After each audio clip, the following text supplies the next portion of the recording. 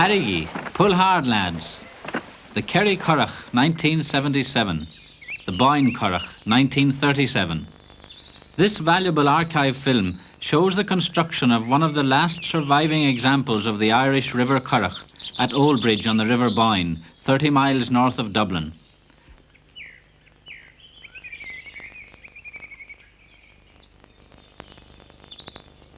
Its framework is of hazel rods, and it has a gunwale of woven sally twigs.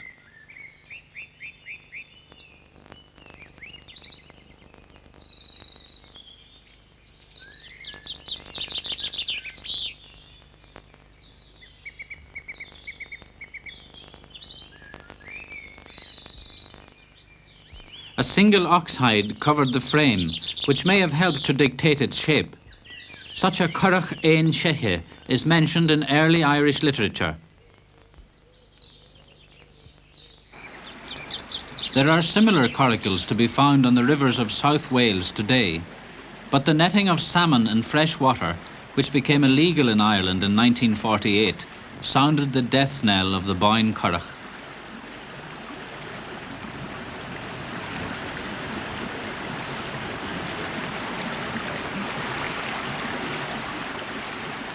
The shallow draft and manoeuvrability of this currach enabled it to get right in under the weir and avoid the undertow.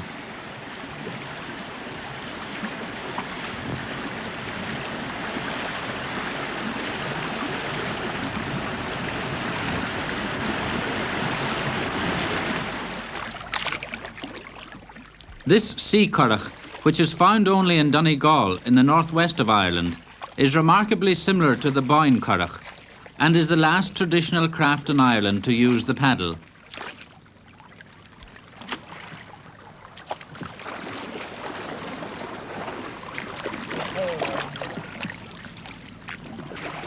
James McGonigal brought this currach with him from Oe Island when he settled at Kincasla on the mainland 3 years ago.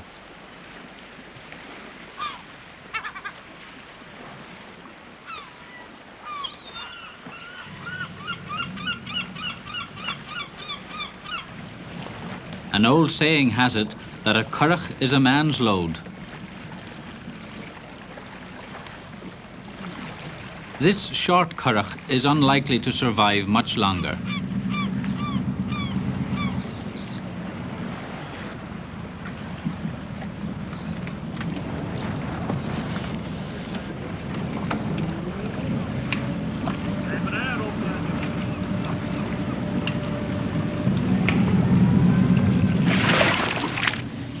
A larger rowing currach, measuring up to 20 feet, also survives in North Donegal.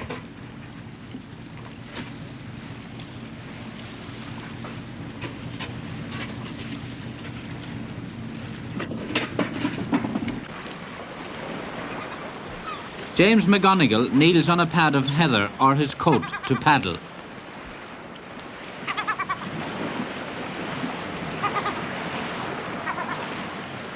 The small currach is the ideal craft for hauling lobster pots, which have to be set as close as possible to the rocks. In the last century, it was made of hazel rods covered by ox hide, horse hide, or even sealskin, somewhat like the Boyne currach. Now, however, the framework is of oak laths with a gunwale also of wood and a covering of tarred canvas. A bottle of holy water is always carried to ward off disaster.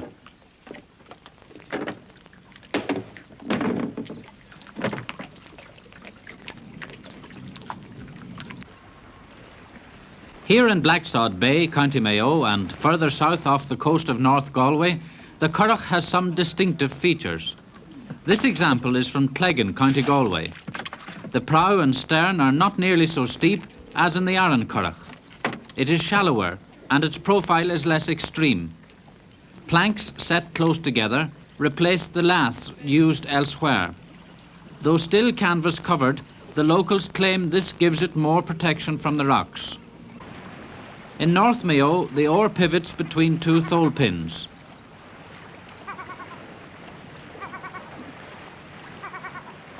From Achill all the way to Kerry, currachs have a double gunwale. Wood is scarce here on the Aran Islands, and any suitably shaped branch washed ashore is put to use. The block on the floor of the bow supported a mast carrying a small lug sail, which is now scarcely ever used. A sail was also used on the currachs of the Dingle Peninsula, County Kerry. The plank stern of Aran and Clare contrasts sharply with the Kerry design.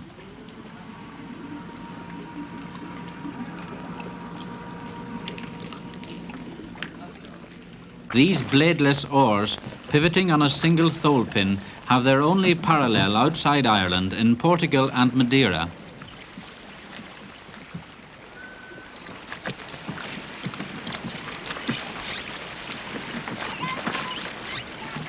The Kerry Currach, locally called Naomh, is considered the most elegant and best finished of all, with its gently curving bow and stern. The men of Dooneen, County Kerry, show how an expert handles these long oars, keeping one hand slightly ahead of the other because of the overlapping grips.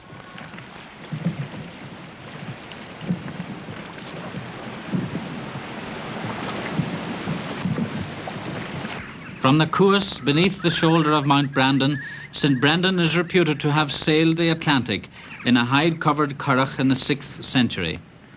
The craft of currach making is still carried on in the village of Ballinvoorig nearby.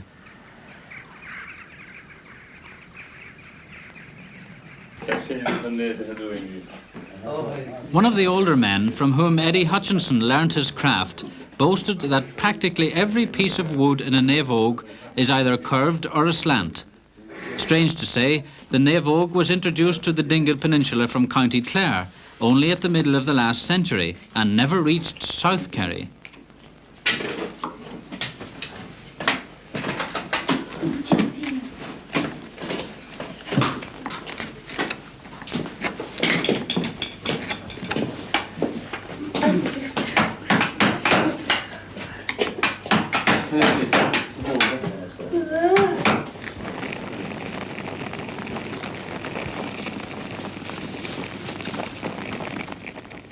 The 4 lengths of white deal for the bow gunnels are steamed and placed around a mould to give them the necessary curve. Their brown colour was produced by the tannin from the oak ribs, also in the steamer.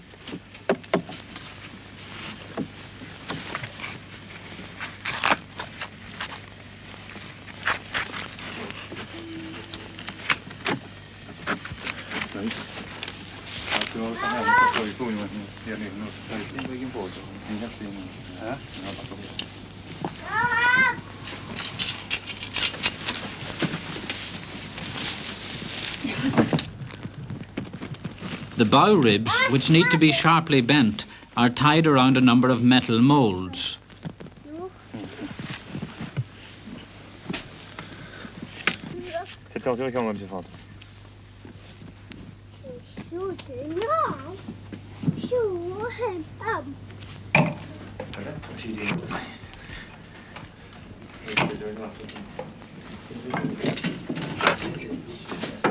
The naomh had its heyday during the 2 World Wars. In 1942, there were 60 naomhs fishing out of the Cuas, and a night's catch might total 4,000 mackerel, and there was a ready market for them. Young Tom Hutchinson may yet be a champion oarsman like his father. At least he'll be able to build himself a naomh. The lower gunwale is laid down first. The thwarts, called tuchty in this Irish-speaking area, with a knee of aroko attached, are screwed onto it. This word tuchta, like many other boating terms, was borrowed from the Vikings who settled in Ireland. This particular naomh is a small 2-seater.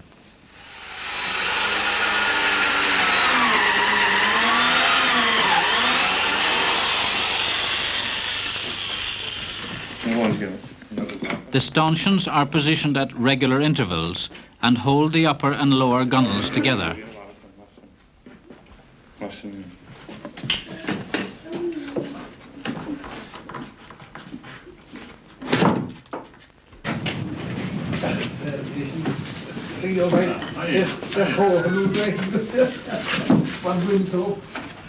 For a number of years now, even the longer Naomh has a narrower beam and lower gunnel than formerly, in order to make it more suitable for racing in local regattas.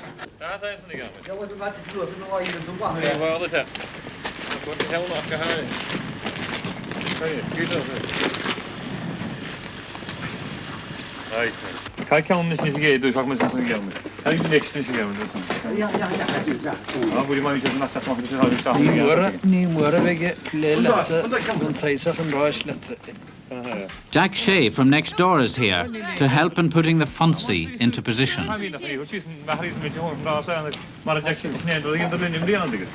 my God, Talam na diochine, the gesishofis, stachle count. A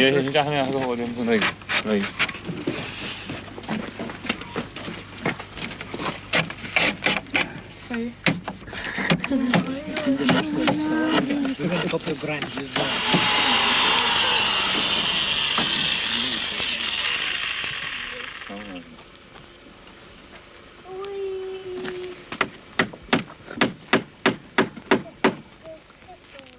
In the absence of a keel, the double gunnel keeps the whole structure in shape. This may explain the inverted construction which is peculiar to Irish currachs. The Kerry Naomh is distinguished mainly by the way in which the laths shear upwards and converge at the stern.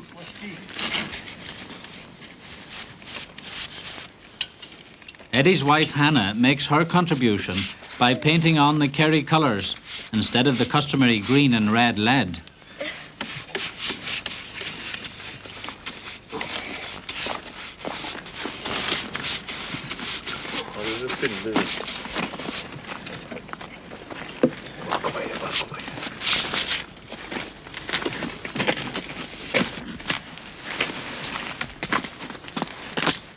The canvas is loosely tacked in position to get the shape right.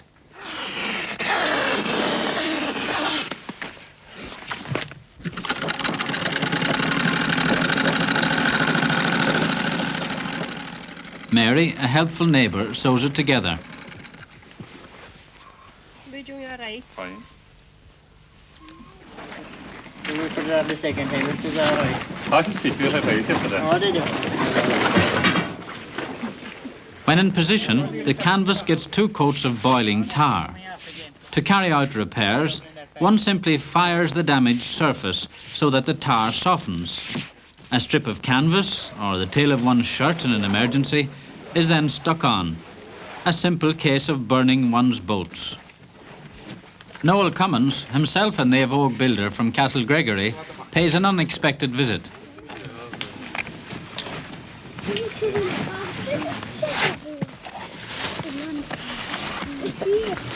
Right. This is what my detail her car is the pound of butter fold.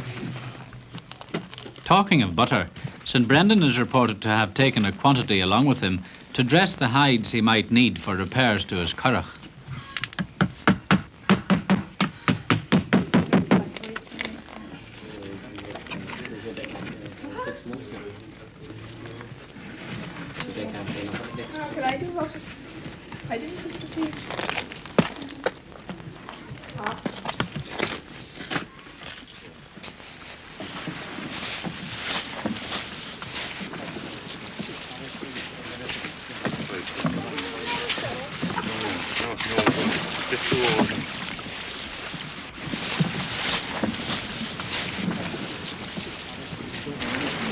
Right, okay.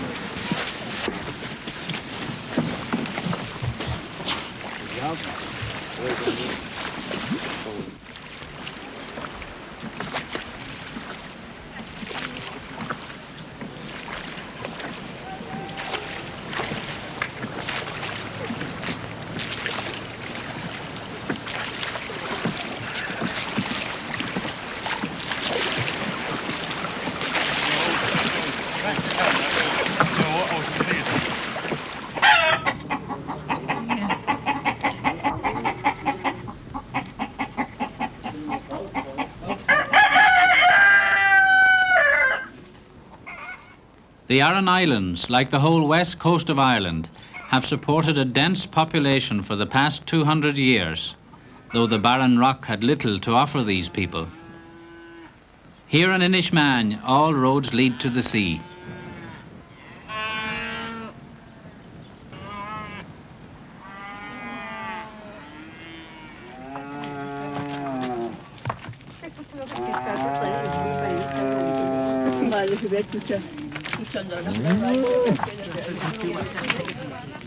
Isolation has ensured the survival of many elements of traditional life here, though an airstrip has recently been constructed.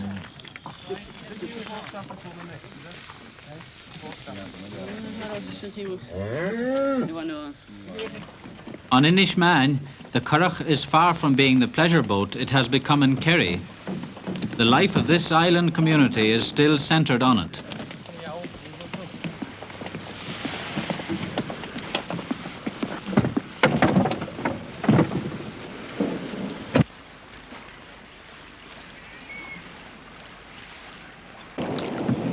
Its capacity to withstand heavy seas and the ease with which it can be handled on the undeveloped landing places make it ideal for inshore fishing.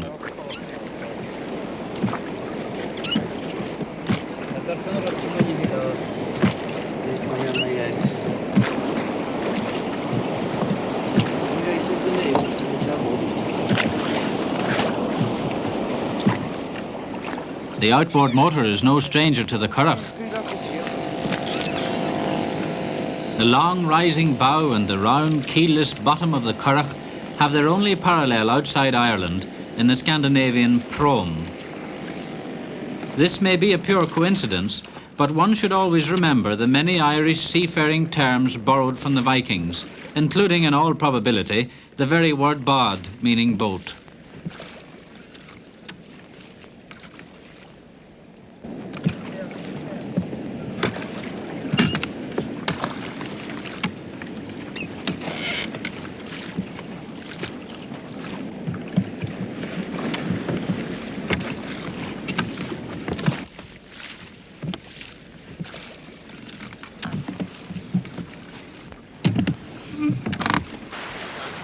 Today, the slipway is the focal point on the island. Two men can comfortably carry a currach. These currachs are stored upside down, resting on piles of stones in a currach pen, well out of the reach of the sea. Here comes the postman to collect and dispatch the island's mail.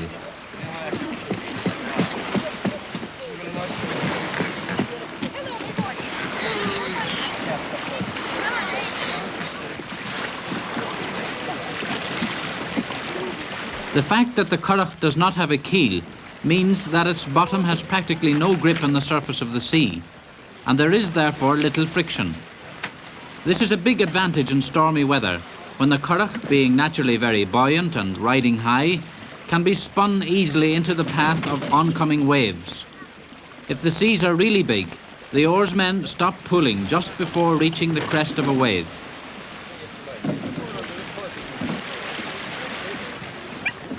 Last night's catch of salmon is on its way to the market. Most of the currachs are made on the island of Inisheer and have a life of about 8 years or more if well maintained.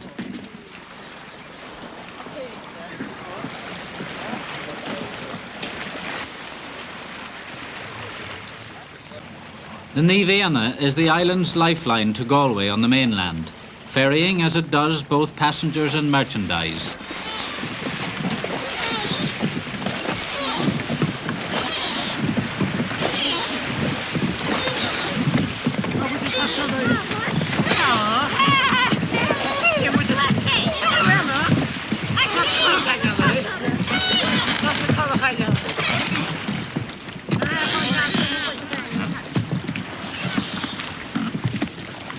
The lobsters in this box have to be kept immersed in salt water to ensure that they are still alive when they get a hot reception in Paris or London.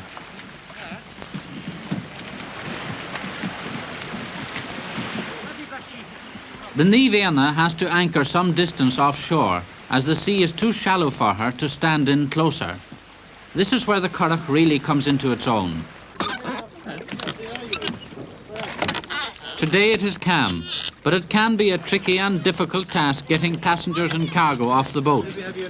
In a heavy swell, there is always the danger of catching the gunnel or thole pin of the Currach under the rubbing strake, which surrounds the Niveana, and so capsizing.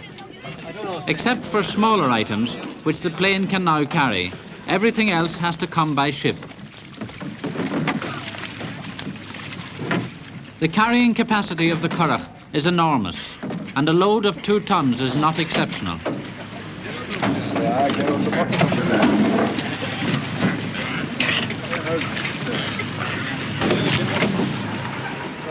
On some of the islands off the Donegal coast, it was normal practice to place a beast on its back with its legs tied in a currach. The currach was then carried into the water.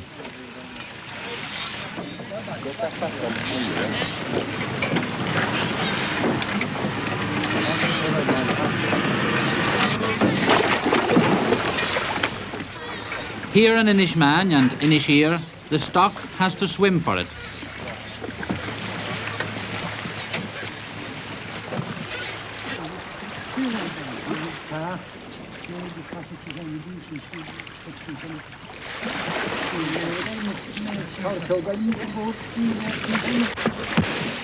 Bottled gas has made a big difference to the comforts of island life. Only a small amount of turf is now shipped from the mainland, though coal is still burnt. Whatever the exact history of the Currach, it seems that Currach navigation, as practiced in the days of the original Niveana, who established his monastery in Arran in the 6th century, suffered an eclipse, possibly during the turmoil of the Viking invasions. There are indications that the Currach continued in use in the medieval period. O'Sullivan Bear had hide-covered currachs measuring 26 feet, constructed to cross the Shannon during his famous retreat in 1602. The increasing dependence on the sea of the congested population of the west coast is likely to have provided the impetus for the development undergone by the currach in the last century. In 1853, the Arran currach was described as being only 8 feet long, at the very time it was being introduced into Kerry from Clare in the aftermath of the Great Famine. It has served its purpose well.